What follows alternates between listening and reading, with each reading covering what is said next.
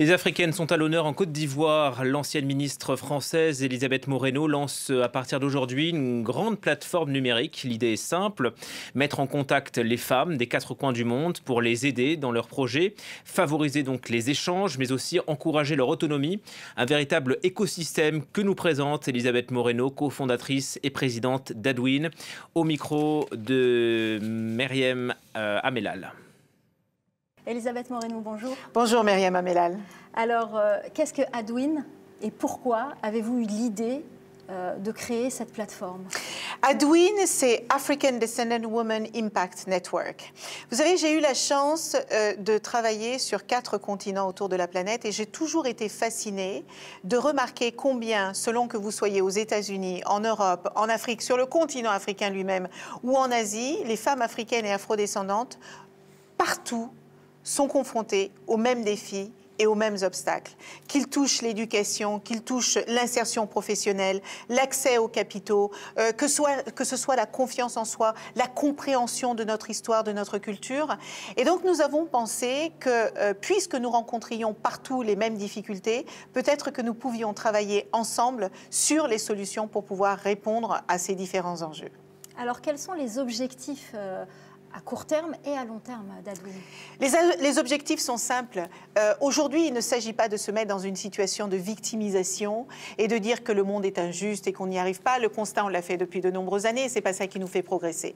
Ce qui nous fait progresser, c'est de nous appuyer sur les talents extraordinaires qu'il y a partout dans le monde, que ce soit des femmes africaines qui vivent en Australie, que ce soit des femmes afrodescendantes qui vivent dans les Caraïbes, au Brésil, qu'elles vivent aux États-Unis ou qu'elles vivent en Europe, elles réussissent à faire des choses incroyables où qu'elles se trouvent. Eh bien, le fait d'avoir ces rôles modèles qui réussissent à la NASA, qui réussissent dans toutes les plus grandes entreprises, qui réussissent en tant que boxeuses internationales, championnes du monde et championnes d'Europe, etc. Eh bien, c'est montrer à toutes les petites filles africaines et afrodescendantes que la réussite n'a pas de couleur, elle n'a pas de continent, elle n'a pas d'origine sociale. La réussite, c'est d'abord une question de courage, de détermination et de résilience. Et Dieu sait que les femmes africaines et afrodescendantes ont du courage, du talent et de la résilience. Alors, cet événement va se dérouler pendant 2 jours à Abidjan. Qu'est-ce qui va ressortir de ces 2 jours? Avec quel message vont repartir toutes ces femmes? Je crois que le message le plus important que nous aimerions transmettre à ces femmes, c'est qu'elles sont fortes, qu'elles sont résilientes, qu'elles sont capables et que si nous démultiplions à la fois nos réseaux de connaissances, à la fois nos expertises, nos expériences, nos compétences et nos capacités, nous pourrions résoudre la plupart des problématiques auxquelles nous sommes confrontés.